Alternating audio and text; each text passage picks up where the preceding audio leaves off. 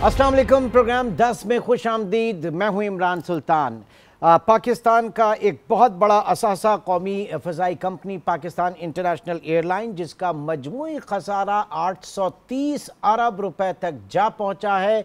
हुकूमत फौरी तौर पर किसी न किसी तरह से इसकी प्राइवेटाइजेशन के लिए कमर बस्ता है। और जो इत्तेहादी जमात इस वक्त पाकिस्तान पीपल्स पार्टी की अगर बात करें तो वो इस वक्त पाकिस्तान इंटरनेशनल एयरलाइन की प्राइवेटाइजेशन के हक में नहीं है, बल्कि वो पब्लिक प्राइवेट पार्टनरशिप के मॉडल को फॉलो करना चाहती है। बहरहाल पाकिस्तान इंटरनेशनल एयरलाइन, जिसके फ़ज़ाई बेड़े के नाम पर हम इस वक्त देख रहे हैं कि सिर्फ 18 फाल जहाज इस वक्त इस इदारे के पास मौजूद हैं, और मजमूई तौर पर इस इदारे कौमी फ़ज़ाई कंपनी के साथ 11,000 अफराद जो हैं उनका रोज़गार वाबस्ता है, मुलाजमीन है, जिसमें मुस्तकिल मुलाजमीन की तादाद 7,000 से ज़ायद है, जबकि आर्जी मुलाजमीन की तादाद 4,000 कही जा रही है।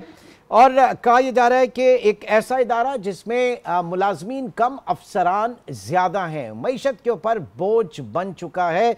और आज फिर ये भी खबरें कि पाकिस्तान कौमी फ़ज़ाई कंपनी यानी PIA के ऊपर पाकिस्तान एसेंशियल सर्विसेज एक्ट नाफिज कर दिया गया है। और ये उस वक्त किया जाता है कि जब उसके ऑपरेशंस को स्मूथ रखना हो, और उसमें जो मुलाजमीन हैं उनकी यूनियंस हैं, अगर किसी मौके पर कोई गो स्लो हो या कोई अहकामात ना माने जाएं तो ताज़ीरी जो कार्रवाई उनके खिलाफ की जाए। तो ये मूड इस वक्त हुकूमत का क्या नज़र आ रहा है, क्योंकि इससे पहले बहुत मरतबा हमने देखा कि जो कैप्टन्स हैं और दीगर अमला है उन्होंने अपनी स्ट्राइक्स वगैरह भी की और हालात ख़राब भी होते थे। लेकिन जो एसेंशियल सर्विसेज एक्ट है उसके बाद सूरत हाल क्या होगी, इन सारी चीज़ों को मैं डिस्कस करूँगा। इस वक्त हमारे साथ मौजूद है माहिर मुआशियात डॉक्टर आबिद सुलैरी। डॉक्टर साहब, बहुत शुक्रिया आपके वक्त का। सबसे पहले तो ये बताइए कि हकीकतन पाकिस्तान का कौमी असासा, national flag bearer Pakistan international airline इस वक्त पाकिस्तान की मईशत के ऊपर कितना बड़ा बोझ बन चुकी है?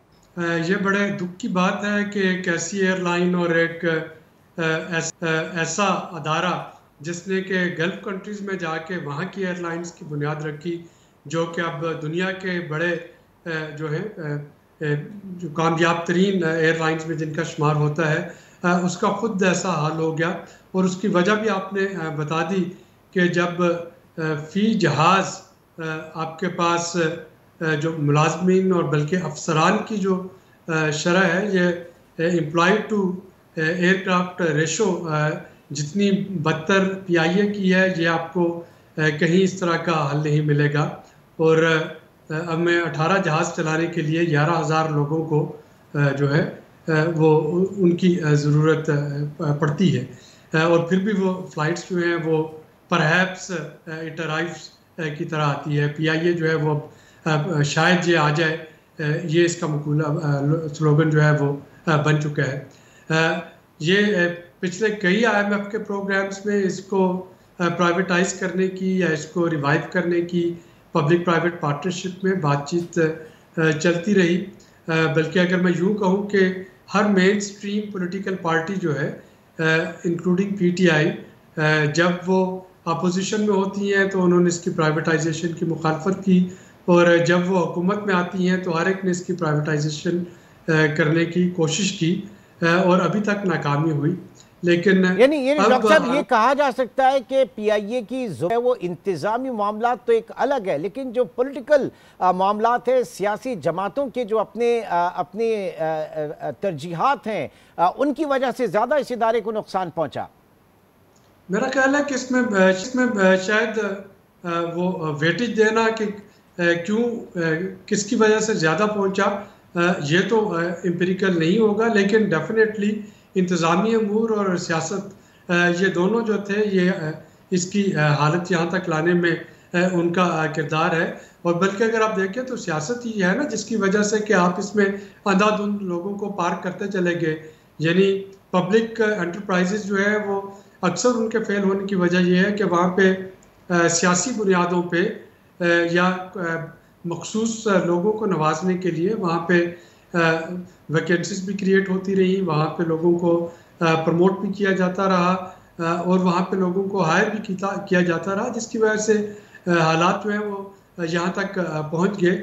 जो रही सही कसर थी वो जब पीटीआई हुकूमत में गुलाम सरवर साहब ने पायलट्स के मुतल्लिक बयान दे के कि अक्सर के पास जो लाइसेंस हैं एविएशन के वो जाली हैं, वो उन्होंने पूरी कर दी। और उसके बाद यूरोप की फ़ज़ाओं में और नॉर्थ अमेरिका वगैरह में तो इसकी परवाज़ें जो हैं उनको वैसे ही तो अब अगर आप देखें तो इस वक्त का जो IMF का प्रोग्राम है वो बड़ा सिंपल है कि आपका अखराजात क्या होंगे और उसमें आमदनी बढ़ाने के लिए आप अपने टैक्सेस बढ़ा दें या एक्सपोर्ट बेहतर कर लें या रेमिटेंसेस को बेहतर कर लें। और रेमिटेंसेस भी इस वक्त पीक पे पहुंची हुई हैं, एक्सपोर्ट भी आपकी पीक पे पहुंची हुई हैं। तो इसका मतलब है कि टैक्सेस जो है वो बढ़ाते चले जाएं या फिर आप अपने अखराजात कम कर लें। और अखराजात में जो सबसे पहले अखराजात आते हैं वो हमारे खसारे में चलने वाले अदारों के हैं। वो PIA भी है, वो डिस्कोस भी है, वो स्टील मिल भी है। सर मैं आ रहा था, जरा कुछ स्टैट्स आपके साथ शेयर करता चलूं। इस वक्त 81 कमर्शियल इदारे हैं जो हुकूमत निज़ाम चल रहे हैं, जिन्हें हम स्टेट ओन एंटरप्राइजेस कहते हैं। इसमें कुछ जो है वो मुनाफा बख्श भी हैं और बड़ी तादाद जो है वो खसारे के हामिल इदारों की है। बहरहाल जो तकरीबन 50 के करीब जो जिन्हें हम प्रॉफिट टेकिंग एंटिटी कहा जाता है, उनका मुनाफा जो है वो कुल 568 अरब है, 568 बिलियंस। ये पिछले 2 साल के हवाले से अगर मैं स्टैट्स आपके साथ शेयर कर रहा हूँ। जबकि जो लॉस मेकिंग एंटिटीज़ हैं, खसारे में चलने वाले इदारे हैं, उनकी तादाद तो 31 है, लेकिन उनका खसारा जो है वो 1395 अरब है। यानी एक बहुत बड़ा डेट है जो कि खड़ा इस वक्त हो गया है। अब हुकूमत जो है ये कहती है, और इंटरनेशनली भी, और जो डेवलप्ड कंट्रीज़ हैं, डेवलप्ड इकॉनमीज़ हैं, वहाँ ये बात कही जाती है कि हुकूमत का काम कारोबार करना नहीं बल्कि कारोबार के लिए मवाफ़िक़ हालात पैदा करना, पॉलिसीज़ फराम करना, पॉलिसी फ्रेमवर्क फराम करना होता है। तो अब पाकिस्तान में जो इदारे काम कर रहे हैं इस वक्त, जो SOEs हैं, उनमें जानना चाहूँगा कि क्या हुकूमत आउटराइटली सबसे निकल जाए या फिर जो प्रॉफिट मेकिंग एंटिटीज़ हैं उनको कंटिन्यू करे। देखिए इमरान, ये केस टू केस बेसिस पे ये चीज़ें जो है ये डिसाइड होती हैं। पूरी दुनिया में इस वक्त हुकूमतें जो हैं वो अपना रोल इन्हांस कर रही हैं लोगों को जो है फैसिलिटेट करने के लिए, उनको सपोर्ट करने के लिए। और वहाँ पे हमेशा तरजीहात होती हैं कि आपकी तरजीह जो है वो क्या है। और इसकी अगर मैं सादा मिसाल देना चाहूँ तो एक तरफ आप अपने किसी अजीज़ को, किसी दोस्त को जिसको के बीमार है, जिसको अपने बच्चे की फ़ीस देनी है, जिसके घर में खाने को कुछ नहीं है, एक तरफ आप उसको जो है रकम अदा कर सकते हैं। और दूसरी तरफ आपका एक दोस्त है जो रोज़ाना आपके पास आता है और वो कहता है कि वो गैम्बलिंग में जाके पैसे हार आया और उसको भी आपसे जो है मदद चाहिए। तो आपने जब तरजीह करनी होगी तो क्या आप उसको देंगे जो कि जुए में रोज़ाना जाके हार आता है, या आप उसको देंगे जिसका कि घर में खाने को नहीं, या जिसके घर में बीमारी है खुदा न खास्ता, या जिसकी बच्चों की फ़ीस नहीं पे हो रही। तो इसी तरह से आइडियली तो तरजीह यही होनी चाहिए कि जो अपने बच्चों की फीस पे नहीं कर पा रहा उसकी मदद करनी चाहिए। लेकिन इनफैक्ट हो क्या रहा है कि जो मुसलसल खसारे में चल रहा है और जो पॉलिसीज़ की वजह से उसके अंदर गवर्नमेंट जो है वो इंजेक्ट कर रही है। हकीकत तो ये है, बिल्कुल ऐसा ही है। चूँकि और आप देखें ना कि इस वक्त हुकूमत का जो प्रायोरिटी क्या होनी चाहिए इस बजट के बाद, और मुझे और आपको हमें मालूम है कि ये बजट जो है ये सफ़ेद पोश तबके के लिए बहुत मुश्किल बजट होगा। लोअर और लोअर मिडिल इनकम अर्नर्स के लिए ये मुश्किल बजट होगा। अब इसमें हुकूमत की क्या तरजीह होनी चाहिए? हुकूमत की तरजीह ये होनी चाहिए कि वो टारगेटेड सब्सिडीज़ दे, सोशल सेफ्टी नेट को बढ़ाए। लेकिन सोशल सेफ्टी नेट को जो बढ़ाना है, पिछले साल का बेरियर इनकम सपोर्ट प्रोग्राम का जो सालाना बजट है उसको देखिए और फिर आप देखें कि आपके पिछले साल के फॉर एग्जांपल बिजली के जो थे ट्रांसमिशन और डिस्ट्रीब्यूशन लॉसेस क्या थे, वो डबल थे उससे। आप देखें कि PIA का खसारा कितना है, वो एक साल के बजट से दुगना खसारा है तकरीबन, जो कि PIA का अब तक आपका जो बन जाता है। आप देखें कि स्टील मिल का खसारा क्या है या नेशनल हाईवे अथॉरिटी का खसारा क्या है। तो हमारे पास सिर्फ एक बिस्प है जो कि 240 मिलियन के इस मुल्क के लिए सोशल प्रोटेक्शन फ्राहम कर रहा है, उसके लिए तो हमारे पास पैसे है नहीं है, और वो वहाँ पे इस वक्त हमें लगाने की ज़रूरत है। वहाँ पे IMF भी आपको मना नहीं करेगा, जितनी मर्जी टारगेटेड सब्सिडीज आप देते जाएं। तो इस वक्त बड़ा क्लियर है, इट्स नाउ और नेवर वाली सिचुएशन है, और हमें अब कुछ ड्रास्टिक डिसीजन जो है वो लेना होंगे। ठीक है। अच्छा, अब दूसरी चीज पे आते हैं, जरा पॉइंट ये है टू द प्राइवेटाइजेशन। क्या प्राइवेटाइजेशन ही एक अल्टीमेट सोल्यूशन है? क्योंकि अगर आप देखते हैं पाकिस्तान में आपके बैंकिंग सेक्टर जो है उसको आपने प्राइवेटाइज किया, एक बड़ी सक्सेस स्टोरी। टेलको सेक्टर जो है, टेलीकॉम कंपनीज प्राइवेटाइज हुई सेक्टर में भी बड़ी सक्सेस एक स्टोरी रही। लेकिन एक KESC की उस जमाने की प्राइवेटाइजेशन जो है वो भी आज तक आवाम भुगत रही है। बात सारी ये कि क्या प्राइवेटाइजेशन जो है वो एक अल्टीमेट हल होगा या नहीं? ये KE की तो आपने बात की, दूसरा जो है वो आपके पास इत्तसालात की मिसाल है। PTCL के अभी तक वाजबात जो है वो इत्तसालात के पास फंसे हुए हैं काफ़ी सारे। बट सर वो तो मसला ये था ना कि प्रॉपर्टी जो वो टाइटलमेंट, उसकी जो इंटाइटलमेंट थी वो हम नहीं कर पाए। वो भी हमारा ही कसूर था कि जो हमने उनको प्रॉपर्टी देनी थी वो हम नहीं दे पाए। वो बहुत सारे केसेस प्रॉपर्टी जो है वो कोर्ट ऑफ लॉ के अंदर हैं। वो कसूर तो हमारा था कि हम नहीं दे पाए।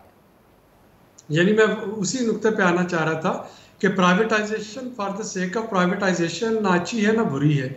असल चीज़ तो ये है कि आप प्राइवेटाइजेशन में आपका ऑब्जेक्टिव क्या है। क्या आपका ऑब्जेक्टिव इक्विटी इकट्ठा करना है? क्या आपका ऑब्जेक्टिव सर्विसेज को इन्हांस करना है? क्या आपका ऑब्जेक्टिव एक ऐसे बिगड़े हुए अदारे को दुरुस्त करना है जो कि हुकूमती सरबराही में जिसको चलाया नहीं जा सकता? क्या आपका ऑब्जेक्टिव जो बिखरे हुए उसके उनको एक जगह पे कंसोलिडेट करना है और फिर देखना है कि हुकूमत के पास कौन से होने चाहिए और किनको आप जो है शट ऑफ कर सकते हैं, जैसे PTCL के केस की बात हुई। या इसी तरह से अगर कल को हम रेलवे को प्राइवेटाइज करने की बात करेंगे तो वहाँ भी प्रॉपर्टी के बहुत से लिटिगेशन जो है वो आपके सामने आएंगे, क्योंकि वहाँ पे कंसोलिडेशन नहीं है एसेट्स की। तो आपने देखना है कि प्राइवेटाइजेशन में ऑब्जेक्टिव क्या है, और फिर उस ऑब्जेक्टिव के हिसाब से आपने देखना है। फॉर एग्जाम्पल इस वक्त तक मैं PIA की बात करता हूँ तो ये खसारे में चलने वाला अदारा है जिसको कि हमें जिसके बारे में कुछ सोचना है। जब हम टेलकोस की बात कर रहे थे तो उस वक्त हम सर्विसेज को इन्हांस करने की बात कर रहे थे। जब हम स्टील मिल की बात करेंगे तो हम शायद उसमें से सियासी असर रसूख जो है वो ख़त्म करके उसकी इनएफिशिएंसीज को ख़त्म करना चाह रहे होंगे। तो उस हिसाब से आपको देखना है कि क्या आपको इसको अपराइट इसकी प्राइवेटाइज करना है, क्या आपने इसके शेयर जो है वो मेजॉरिटी शेयर बेचने हैं, इसके मिनॉरिटी शेयर्स बेचने हैं, इसको पब्लिक प्राइवेट पार्टनरशिप में रखना है, या इसको प्लेज करके इससे इक्विटी जनरेट करनी है।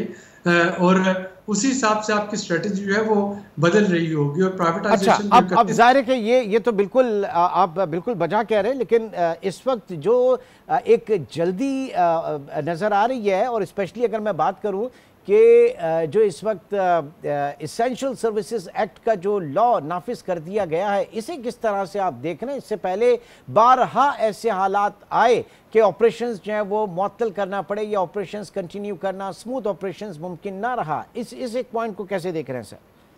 देखिए, PMLN की जो लास्ट गवर्नमेंट थी उसमें भी आपको याद होगा कि प्राइवेटाइज करने की कोशिश की गई, और वहाँ पे जो जलसे जुलूस निकले, मुजाहरे हुए, उसमें गालिबन 1 या 2 कीमती जानों का ज़िया भी हो गया, बिल्कुल, क्योंकि पुलिस की वहाँ पे फायरिंग हुई कराची में। तो जाहिर है कि इस वक्त एसेंशियल सर्विसेज जो है मेरे ख्याल में 2 वजह से PIA में ये नाफिज की जा रही है। एक तो जो है इस किस्म के किसी मिसहैप से बचने के लिए जिसमें कि खुदा न खास्ता कोई इंसानी जानें जो हैं उनका ज़िया हो, और दूसरी तरफ इस बात को इंश्योर करने के लिए कि ये जो यूनियंस और जो बाकी जो वहाँ पे स्ट्राइक्स होंगी या बाकी इश्यूज बनते हैं उसको टैकल किया जा सके। अगर मैं यहाँ पर हम इन्वेस्ट कर रहे होंगे तो हम किसी ऐसी जगह में तो इन्वेस्ट नहीं करना चाहेंगे यहाँ पे कि हड़तालें चल रही हैं और यहाँ पे गेट्स बंद हैं और यहाँ पे अंदर एंटर होना जो है वही जो है वो पॉसिबल नहीं। तो ऐसे में कौन सा इन्वेस्टर है जो आएगा और वहाँ पे आके इन्वेस्ट करेगा। ठीक है, बहुत बहुत शुक्रिया doctor Abid Qayyum Suleri. Pakistan international airline की पोजीशन के ऊपर जो काम हो रहा है, और पाकिस्तान इंटरनेशनल एयरलाइन पे 6 महीने के लिए जो इसेंशियल सर्विसेज एक्ट नाफिज कर दिया गया, उसके हवाले से अपने ख्यालात का इजहार कर रहे थे। एक छोटे से ब्रेक की कॉल, और ब्रेक के बाद इसी मौजू को मजीद आगे बढ़ाएंगे।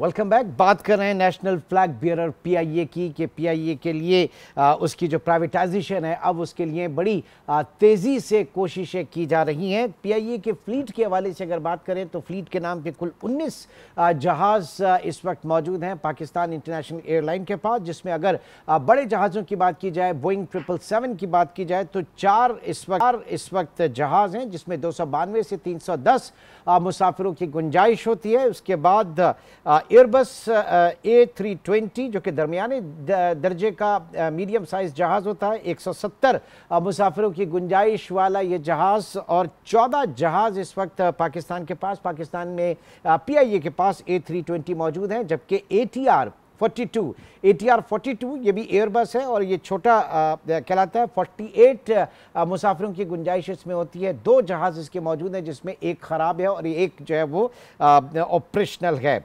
इसके अलावा वेट लीज और ड्राई लीज के ऊपर भी बड़ी बात हुई। इससे पहले भी हम काफ़ी इन चीज़ों को डिस्कस करते रहे, आगे भी डिस्कस करेंगे। हमें ज्वाइन किया है एविएशन एक्सपर्ट मलिक तारिक अली साहब, इस वक्त हमारे साथ मौजूद हैं। बहुत वसी तजर्बा रखते हैं एविएशन का, और साथ ही साथ बिलखुसूस पीआईए के हवाले से अगर बात करें तो। तारिक साहब, बहुत शुक्रिया आपके वक्त का। सबसे पहले तो ये जानना चाहूँगा कि अब आपको इस मरतबा कुछ सीरियस एफर्ट्स लग रही हैं पीआईए की प्राइवेटाइजेशन के हवाले से मौजूदा हुकूमत में? अस्सलाम वालेकुम जी, thank you for having me. लगता तो है, but you know there are certain apprehensions that people have. One, the airline should be privatized. इसमें तो कोई alternate है ही नहीं हमारे पास। ओके, बट जिस पार्टी को देंगे आप, ये आप सोच लीजिए कि अगर टोटली वो फॉरेन होएगी तो उसकी जितनी अर्निंग्स होगी वो रेमिटेंसेस करेंगे पाकिस्तान से। एज इट इज आपके पास प्रॉब्लम है फॉरेन एक्सचेंज। सर एक सेकंड जरा रुक जाते हैं इसी मामले पे रुक जाते हैं। आपने कहा पहले कि जनाब इसके अलावा कोई हल है नहीं, तो पीपल्स पार्टी जो बात कर रही है पब्लिक प्राइवेट पार्टनरशिप की और वो मुखालफत कर रही है प्राइवेटाइजेशन की, तो क्या कोई हल हो सकता है? पब्लिक प्राइवेट पार्टनरशिप में इतना बड़ा इदारा चल सकता है? मेरा नहीं ख्याल। देखें जी, जब तक गवर्नमेंट की देखें, सॉरी टू से बट पीपल्स पार्टी क्या, PMLN क्या, PTI क्या, they are part of the problem of PIE. It is their politics, and so is the establishment of this country. They are part of the problem. As long as इनका interference PIA में रहेगा, PIA का ये खसारा बढ़ता रहेगा। अगर आप कर रहे हैं तो आप अपने लिए एक और मसला ना क्रिएट करें, जैसे IPP का आपने क्रिएट किया है कैपेसिटी पेमेंट। ठीक है, आगे बढ़ते हैं सर। अब देखें ना, जब हम बात करते हैं कि हुकूमत इस वक्त वीट की प्राइसेस तय कर रही है और वहाँ पे हम देख रहे हैं कितने बड़े बड़े बहरान हैं। शुगर के अंदर नहीं है, गन्ने के अंदर नहीं है, चावल के अंदर नहीं है, and they are making commercially profits, जो एक प्रॉफिटेबल बिजनेस है वहाँ पे। नाउ अब चलें, ये बात तो हो गई, लेकिन नया जो खरीदार होगा वो प्रॉफिट रिपैट्रिएशन होगा, और ये एक बहुत बड़ा मसला पाकिस्तान में रहा है। एक बहुत ही लिबरल पॉलिसी रही है रिपैट्रिएशन के हवाले से, तो वो एक बहुत बड़ा कंसर्न होगा।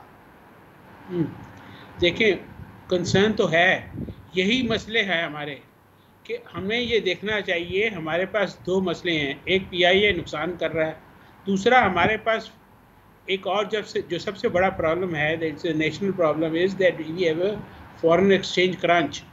Now we can not resolve one problem and create another problem, कि अगर आपने PIA को मेजॉरिटी शेयर्स किसी फॉरेनर को दे दिए तो जितना रेवेन्यू वो अर्न करेगा, और जिस तरह की हमने हमारी हुकूमत, हमारे ब्यूरोक्रेट्स जो नेगोशिएट करते रहे हैं, तो ये मेजॉरिटी तो ये फिर बाहर लेके जाएगा, और ये इट कम्स टू अबाउट 1.5 जब when PIA is able to come back to its original situation, तो ये तो कोई 1.5-2 बिलियन डॉलर का से भी ज़्यादा बनेगा साल का। अब आप देखने के क्या can this country afford it? आपको इससे कोशिश करनी चाहिए, आप किसी को दें, मगर ऐसी पार्टी को दें पाकिस्तान में जिसका हैंड्स क्लीन हो, जिनका कोई बैगेज नहीं हो, लाइक मनी लॉन्ड्रिंग वगैरह।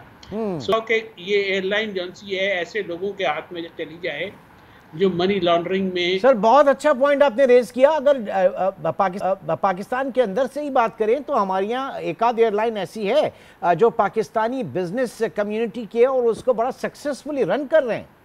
हाँ ठीक है, हाँ देखें ना, that is okay, you know जो भी है, it is better to give it to some Pakistani then to give it to some foreigners, because आप फिर ये पैसा आपके पास सबसे बड़ा प्रॉब्लम ये हमारे पास ये दूसरा ये है कि पीआई के जो एसेट्स हैं उनके ऊपर जो हुकूमतों ने, जैसे हमारा रूजवेल्ट होटल का जो हमने सत्यानाश किया है, हाँ। जो भी मैनेजमेंट उसमें लगाई है उन्होंने इसका अच्छा भला, it is the most centrally located hotel in Manhattan. Sir I got your point. The point is कि जैसे हमने टेलीकॉम सेक्टर में देखा और वहां पे कुछ प्रॉपर्टीज की इंटाइटलमेंट है वो फंसी हुई थी, $800 मिलियन में हमारे, तो ये चीज आप यहाँ पे भी देख सकते हैं फिर प्रॉपर्टी इनकी जो है। बिल्कुल जी, अगर तो ये इट ऑल डिपेंड्स, आपको कोई प्रोफेशनल तरीके से ये, it is beyond the bureaucracy, the present bureaucracy and PIA's present management, in my opinion, and the board of directors are part of the problem. You will have to get some consultancy from somewhere, from some reliable party जो आपको इस चीज से, situation से लेके जाए। अभी तो देखे ना, इन्होंने एसेंशियल सर्विसेज का अनाउंस किया है। सर मैं उसी तरफ आ रहा था कि इससे पहले बड़े हालात खराब हुए हैं, हड़तालें, यूनियन और ये सारी चीजें, अब जो है वो एसेंशियल सर्विसेज एक्ट लगा दिया पीआईए पे 6 महीने के लिए। इसके ऊपर अब जरा फोकस करें, ये क्या है? ये हर दफा जब हमारा हज ऑपरेशन होता है ना जी, ये एसेंशियल सर्विसेज एक्ट तो मामूल के ऊपर लगता है। इस दफा क्योंकि ये we are getting into the हज सिचुएशन, हमारे पास as it is very limited capacity है, और पीआईए के मुलाजमों को और पीआईए के officers and pilots and everybody must understand कि either this is no time to play with the usual games. You can't say कि हमने strike करनी है या ठीक है, as it बंद हो जाएगी ये line. Sir with your permission एक छोटे से ब्रेक की कॉल है और मलिक तारिक साथ मौजूद हैं। एक छोटे से ब्रेक के बाद प्रोग्राम को आगे बढ़ाते हैं।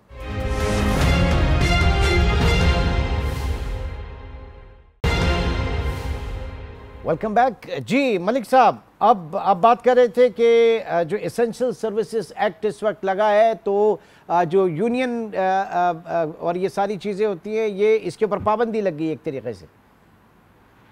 बेसिकली तो हमारा हर दफ़ा जब भी होता है ना हज ऑपरेशन, आप पिछले काफ़ी सालों से देख लीजिएगा, तो उस हज ऑपरेशन में आम तौर पे ये एसेंशियल सर्विसेज एक्ट लागू होता है।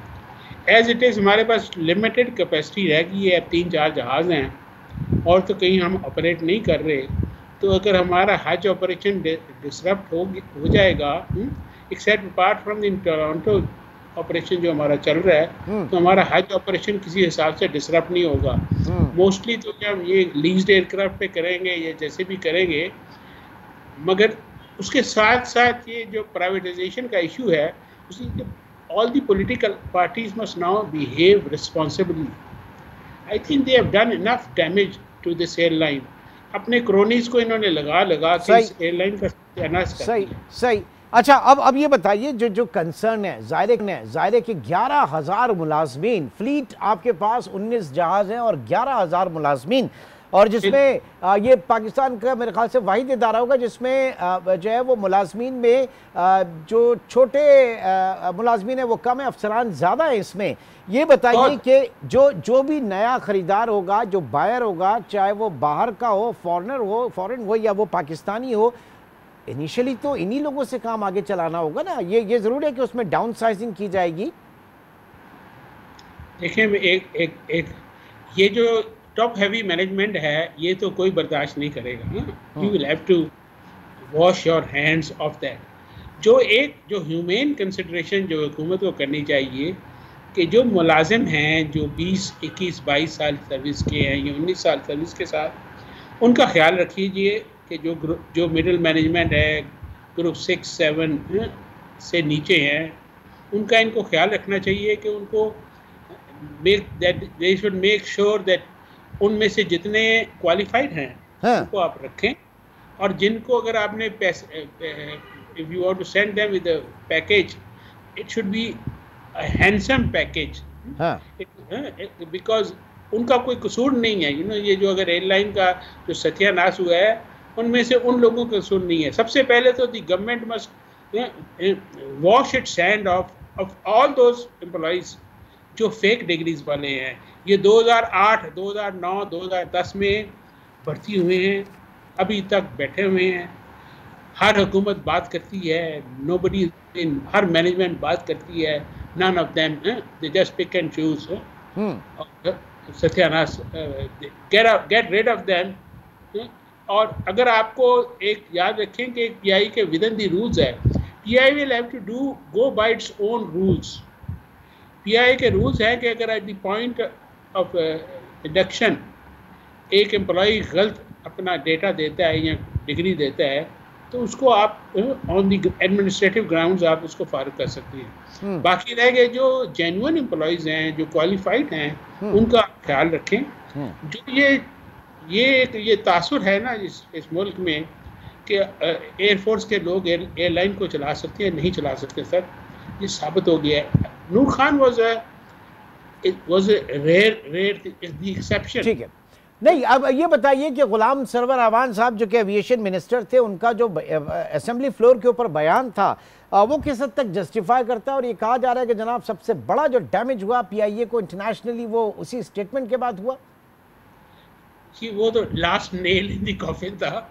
उनको आफ्टर ऑल देखो ना, ये जो इंफॉर्मेशन है ये किसी ने सप्लाई की है ना, ये it is beyond the capacity of Ghulam Sarwar Khan to come with this sort of statement.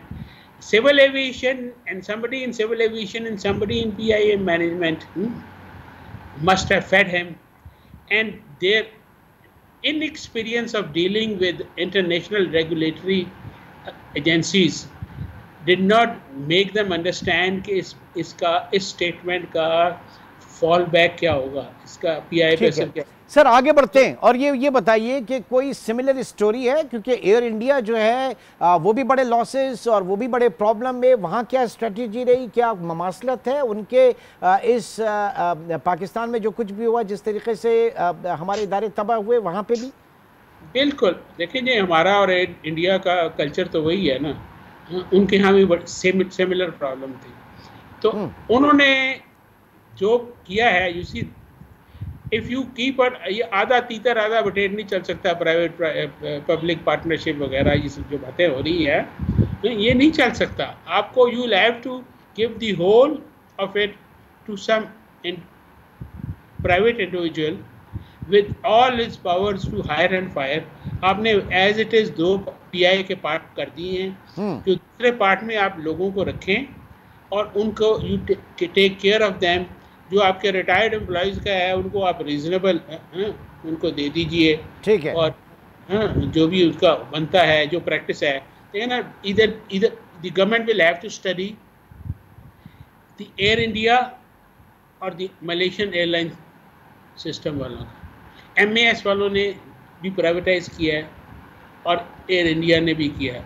आपको वो एग्जांपल उनकी करनी पड़ेगी। बहरहाल सर, वो FY23 के उनके जो लॉसेस हैं वो 11,381 करोड़ 18.6% बढ़ गए हैं पिछले साल के मुकाबले, और पिछले साल उनका जो खसारा था 9,591 करोड़ का था। उसमें राइट ऑफ भी बहुत बड़ी तादाद में हुए, लेकिन जाहिर है कि कल्चर सेम है, दोनों के प्रॉब्लम सेम हैं, तो फिर देखना ये होगा कि स्ट्रैटेजी क्या होती है और वे फॉरवर्ड क्या है।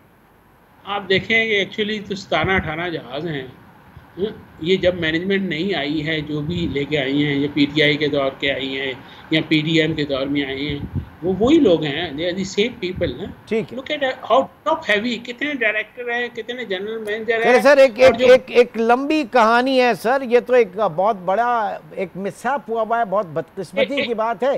अब चूंकि प्रोग्राम में वक्त की कमी है सर प्रोग्राम में वक्त की कमी है, इंशाल्लाह आगे अगले जो हमारे प्रोग्राम है एविएशन PIA के हवाले से जरूर आपको हम ज़हमत देंगे, आपसे बात होगी। नाज़रीन, आज के प्रोग्राम से इतना ही, इंशाल्लाह आपसे कल मुलाकात होगी। अपना बहुत ख्याल रखिएगा। अल्लाह हाफ़िज़।